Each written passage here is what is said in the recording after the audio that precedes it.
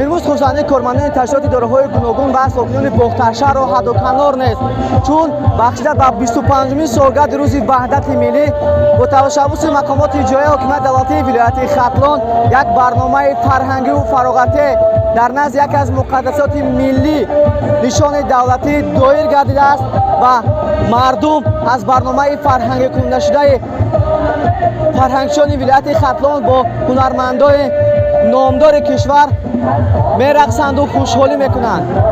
این برنامه فرهنگی به 25مین سالگرد روز وحدت ملی دایر گردیده است. дар аввал раиси вилояти хатлон Қурбон Ҳакимзода ба сухан баромада ҳамаи ҳозиринро ба муносибати рӯзи ваҳдати миллӣ табрику муборакбод намуд. изҳор дошт ки ин рӯз барои аҳли тоҷикистониён рӯзи фараҳбахш мебошад. мо имрӯз бояд ба қадри сулҳу субота ва оромии давлат расида онро чун гавҳараки чашм ҳифз намоем. бояд қайд кард ки ваҳдати миллӣ аз хотима ёфтани ҷанги шаҳрвандии солҳои 1992-97 ки тӯли 5 сол давом ёфт дарак медиҳад.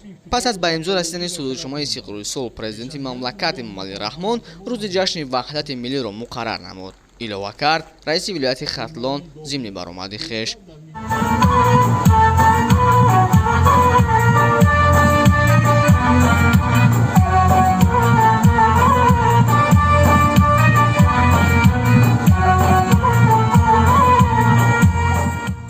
сипас барномаи фарҳангии фароғатии аҳли фарҳанги вилоят ва ҳунармандони шинохтаи кишвар аз қабили Зулайхо Маҳмадшоева, Амруддин Кабиров, Муҳаммадали Айёбӣ ва дигарон бо суруду таронаҳои тараноми ваҳдати миллӣ хотири ҷамъомадагонро болида гардониданд.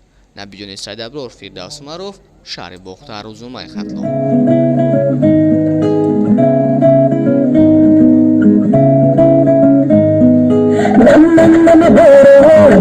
چشمش خم میلیونای نمی بارونای چشمش خم میلیونای دلم شده هوایی و بچه ختلانای دلم شده هوایی و بچه ختلانای نمی بارونای چشمش خم میلیونای نمی بارونای چشمش خم